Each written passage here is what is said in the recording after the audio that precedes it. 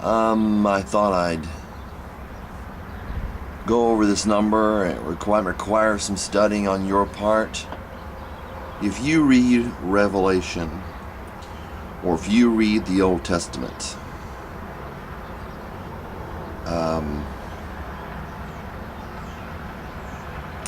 the mark that God put on the foreheads of his people, both in Israel and in the future outside of what we term Israel. Israel, I believe, is symbolic and also literal in the Old Testament. You know, the New Testament is an application of the Old Testament.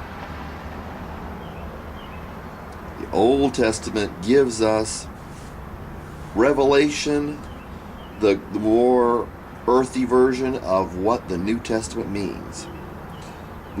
People go around saying the number God's going to put on people's foreheads at the end is 777.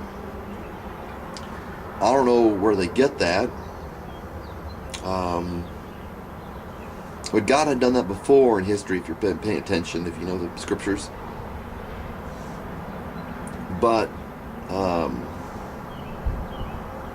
number 666 has revelation to man. It is revealed as being man's number. So I've been getting frustrated with my video about a Christian view on Texas secession, and we break our vows in this country between husband and wife, and God talks about that in Malachi.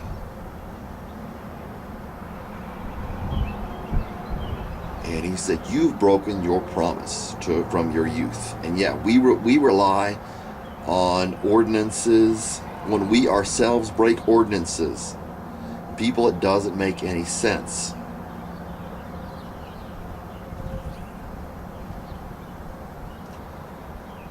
Um,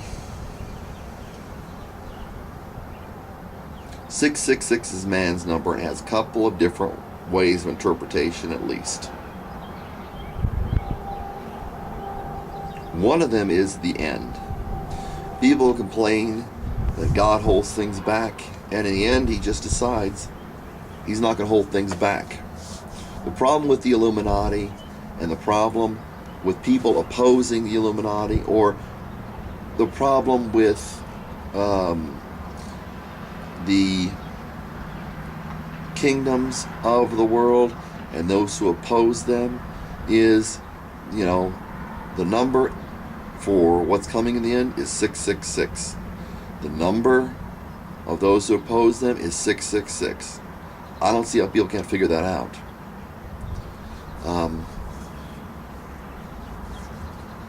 If you read in Acts, I believe it's Acts 14, 15, something like that, maybe 17.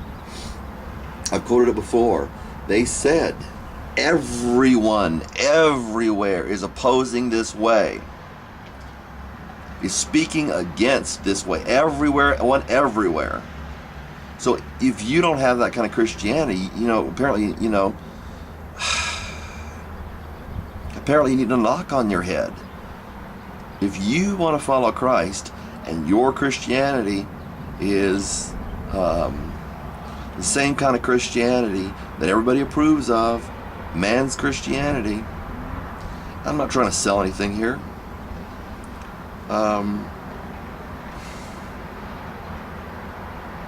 I'm not trying to represent myself as anything other than a follower of Christ, but and I don't have many people that listen to me, apparently, officially.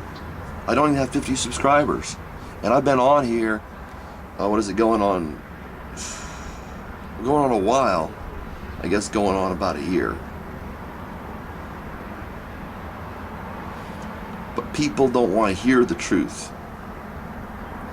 Everyone everywhere is speaking against this way. People haven't changed. They are still speaking against this way. I don't know what transformation you think people went through when they cheat on their spouses, they cheat on their husbands, they cheat on their wives, and they demand that the government adhere to be faithful when they're not faithful. I don't know what you're talking about. When, as it says in the Old Testament, as I believe it says in the New Testament, as it does, when you've broken covenant with God and you expect someone else not to break covenant with you, I don't know what you're thinking about. But the Bible says everyone, everywhere is speaking against this way. Everybody's got a problem with it. That doesn't mean, well, there's a group of people that don't like us. It means the religious people and everybody else, especially the religious people, especially the Jews back then, just as the Christians today, were speaking against this way. They had a problem with it. And I don't know what transformation people think the world went through, but Jesus said, God said, that the way is narrow. Few there are who go by it. And the broad way, many there are who go by it. The broad is the gate and broad is the path that leads to destruction. And when does it stop being about Muslims? And when does it stop being about atheists? And when does it stop being about whomever else you want to talk about in the world? You know, regimes and all this other stuff. When does it start being about you? You opposing the way. However deceived you are. When does it be about you not living up to the standard? When does it be about you not changing? The Bible says, he who does what is righteous, even as he is righteous. He who sins is of the devil. The devil has been sinning from the beginning. You sin, and you oppose Christ, and you say, well, this kind of Christianity, the kind of Christianity I am that allows me to cheat on my wife, or do whatever else abominable thing. God says, I hate divorce. And you see people, I don't mean to offend anyone, but you see people, I don't mean not to offend anyone, you see people getting divorce after divorce after divorce, and it's as if they love divorce. God said, you have broken a covenant with the wife of your youth in Malachi.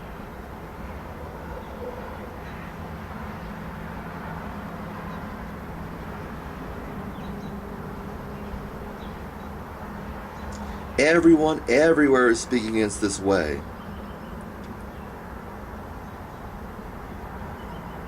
It is not accepted. It was never accepted. The prophets of old were stoned. Psalm 2, Jesus said. The Christians were destroyed.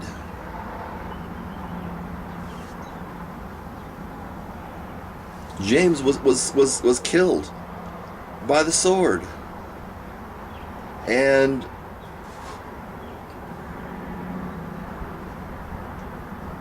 when I believe it was the Jews saw that it pleased the ruler, the king, they want to set out to persecute everybody else.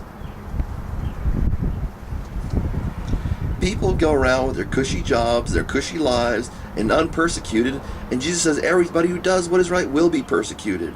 So figure out what side you're on. Is everyone everywhere speaking against this way? Is everyone everywhere speaking against the way that you follow? Because if it's not, it's bull caca.